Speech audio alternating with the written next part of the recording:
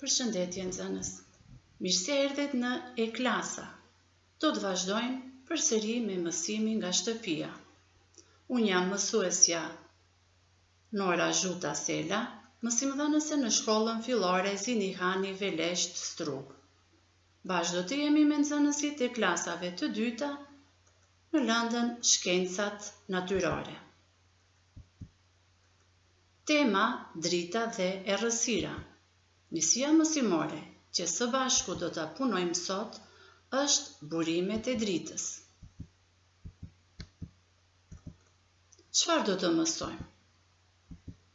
Drita vjen nga burimet e ndryshme. Disa burime të dritës janë më të ndritshme se të tjerat. Çfarë është burim i dritës? Sendet që shkëlqejnë nuk janë burim drite. Atëherë nxënës, shikoni rreth jush. A është ditë? A ka dritë në dhomë? Imagjinoni se është natë. Si do t'i dalloni sendet pranë jush? Pra, tashmë e dini se ne na duhet dritë që të mund të shohim. Kur nuk ka dritë, është errësirë. Atëherë nxënës, ne në jetën tonë kemi shumë burime të dritës. Ti ndjekim bashkë. Këtu kemi diellin, këtu qiriu, dritat e rrugëve, yjet lart në qiell dhe një llampë elektrike. Kemi një llampë nate. Ne e dim se të gjitha këto ndriçojnë, por cila prej tyre është më e ndritshme? Ç'mendoni? Më shumë ndriçon dielli. Pra, burimet e dritës ndryshojnë njëra nga tjetra, që do të thotë dikush ndriçon më shumë e dikush më pak. Nxënës, asnjëherë nuk duhet të shikoni drejt diellit, sepse mund t'i dëmtoni syt. Çfarë është burim i dritës? Themi se diçka është burim i dritës kur prodhon dritë, pra ato krijojnë vetë dritë. Të shikojmë bisedën mes djalit dhe nënës. Nëna dëshiron që në oborrin e shtëpisë gjatë natës të ketë më shumë drita. Ç'mendon nëna?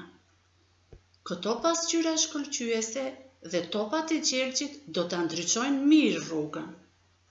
Djali i thotë: "Mendoj se nuk do të kesh sukses, nëna.